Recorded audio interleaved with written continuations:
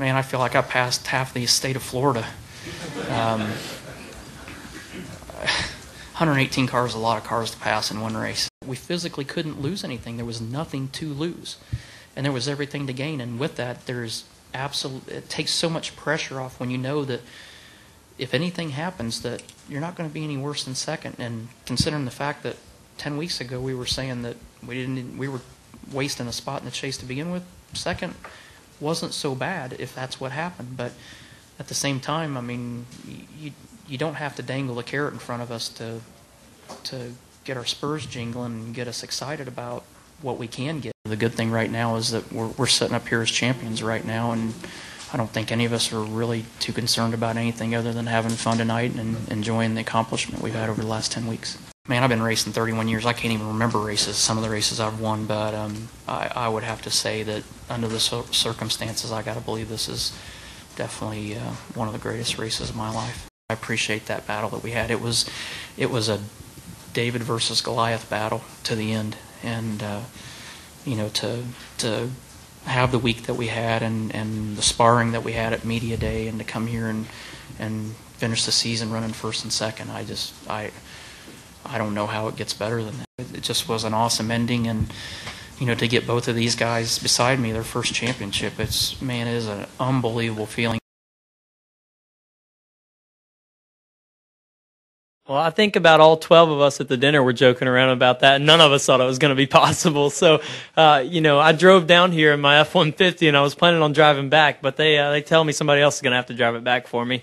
It's insane because, we were kidding around. Did you bring enough clothes to go if you win the race? I was like, oh, yeah, I got this. I got 2 T-shirts, and, I thought it was a big joke, but here we are. I guess I better call somebody up that can make a suit and get some clothes down here for me. But I'm pretty picky, so I don't know if I can just call anybody. This is so crazy. I mean, I don't even know what to say. I mean, I almost feel undeserving because there's guys like Donnie and all these guys out here that are racing against us that have been trying to do this for so long. But there's nobody that deserves it more than any of these guys sitting up here. So I'm just glad that I got to be the guy sitting behind the wheel for these guys to get this win. No, I mean, I honestly haven't thought about this win. I mean, I didn't expect it. Like they said, you were at the dinner the other night when we were joking around about it. I never expected to be sitting in here, and I still don't think it's real. So sorry if I'm bouncing around on questions and answers, but I'm just figure I can do whatever I want to since it's just a dream anyways.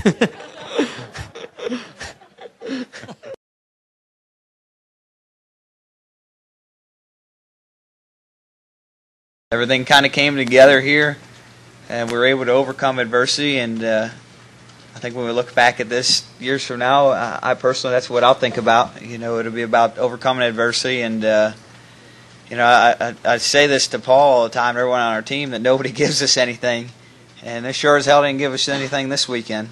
This was our earn it weekend, and I've always wanted to win a Cup race and earn it, not fuel mileage and not Talladega, a real win, and today feels like it's that. And when you let the pain get into your head that far that you don't believe you can win anymore, you'll never win.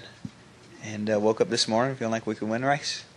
And after the halfway break, I went my motor home and had my doctor with me and took care of me a little bit. And I told him, all right, let's go win the race. And that's how I felt about it. And if you don't feel that way, you're never going to win in anything you do. Well, I knew I was getting in the car. I just wasn't sure how I was going to convince Paul and Roger that I was going to do it. But thankfully the doctors handled that part for me, and I'm glad of that. But I don't know, man. It just all worked out.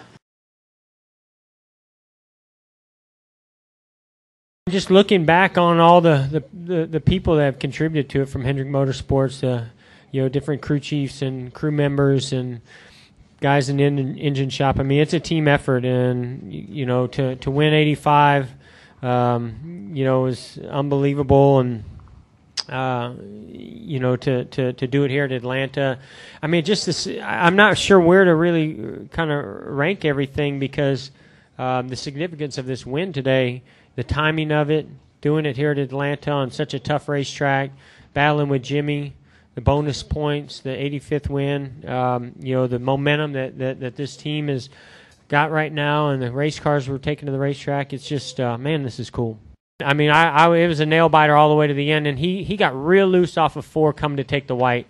And I think that was the turning point. I really do. I think that, had he gotten underneath me off of 2, I was getting so loose over there, and if he could have got to the bottom into 3, I don't know if I could have held him off of 4. It would have been a great battle either way, but he got real loose off of 2, and when that happened, it gave me a little bit of breathing room where I could go down into 3 and just drive the car real straight and be, not push the issue and not get the car real sideways. Every time I stood in the gas off of 2, the car would just step out and just lose momentum, and that's where he was gaining on me. So I was able to just drive it straight when he got loose off of 4.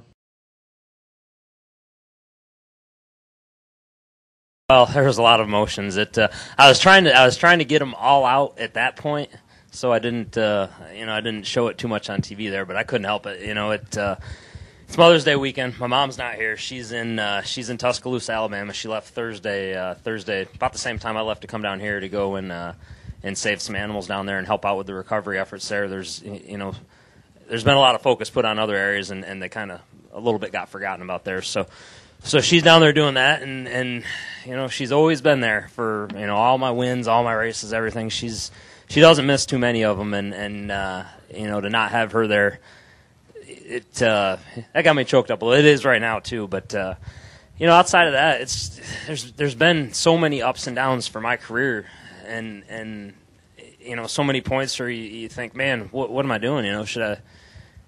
What's the next move? And I think it's obvious now that the best thing that happened to me was whenever end of the 08 season I didn't have a ride and got hooked up with Joe and Barney and everybody at Furniture Row Racing, and they put their faith in me, and all the guys on this team have. There's been a lot of times they could have got down on me even last year, this year at some races this year, and everybody stuck behind me and has given me the support that I needed as a driver to keep my head on straight. And I'll be honest with you, when I walked to the car today, I literally thought we could win the race, and I think that every week when I walk to the car. And the difference was this week we did. So it's it's very special, and I couldn't think of a better way to do it, just with the with the things I've been through, than to do it with a team out of Colorado, and I'm pretty close to having a house bought out there, so that's worked out good. It solidifies my roots out there a little bit more, but man, this is it's very special. I watched Trevor win that race, and we had a really strong race car, and quite honestly, I felt like we could have won the 500 just as easily. And you're happy for Trevor, and it was so cool to see. And there's a part of you that thinks, wow, that could have been us, and man, that's a big race. So we come to the next biggest race of the year, the Southern 500. You got 4 races. I mean, you got the Daytona 500, the Southern 500, the Coke 600, and the Brickyard. Those are the 4. And to come here and beat a guy like Carl Edwards, it's incredible. Cinderella story, whatever is wrote about it, I'm perfectly fine with. I don't care because we still get a trophy.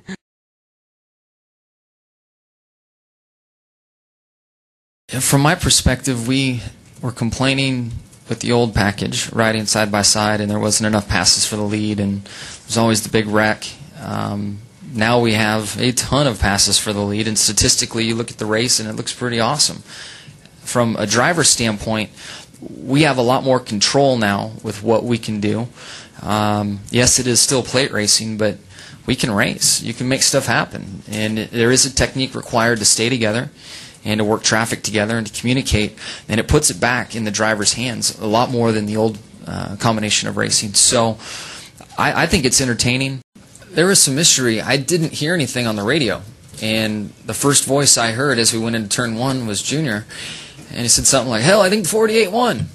And then I started going nuts. So Chad didn't know what radio to talk to me on or what channel. The 88 guys didn't say anything, and Junior finally spoke up and said something. I was still in the gas. I didn't know if the checkered was out, if it was out or not, and I was going to stay in the throttle until I heard different. So he's the one that broke the news to me. But I knew it was close. If that was, in my mind, I knew that if that was a checkered, it was close, and I didn't know if I had it won.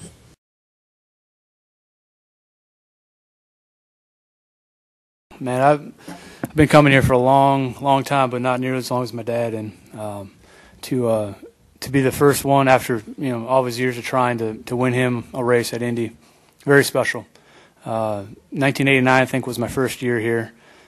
Spent 14, 15 years in a row just hanging out in the infield, being a fan. And 2007, got to race here. It was definitely the highlight of my career up until that point, and here we are in Victory Lane. It's unbelievable. Yeah, I saw my dad as soon as we pulled into Victory Lane. He came up to the window, and I think I said something like, 35 years of trying, here you go, and this one's for you. So it's definitely for him. He's been trying, put a lot of time and energy into winning at Indy, and it's a big deal.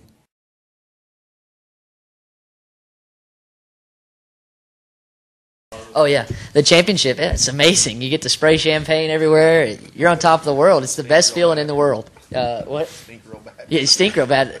Daryl Waltrip told me the best feeling in the world is going home stinking and having a trophy in your lap, and we were able to do that. I think now I'm more nervous about making a speech Monday, but we'll figure that out. I got some time. We're so excited. I can't wait. It's going to be amazing.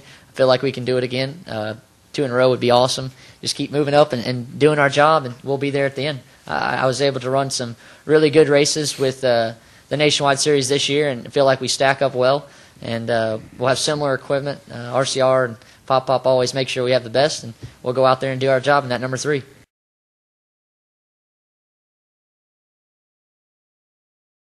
We had a better day out there in the GoDaddy car than we did last weekend. It was a little bit of struggle at Fontana. I think that Tony Jr. just is starting to learn my style and the things that I need when I arrive at a track for the very first time. That give me confidence and help me drive into the corner hard. So those things would naturally be to tighten the thing up and give me something to lean on. So.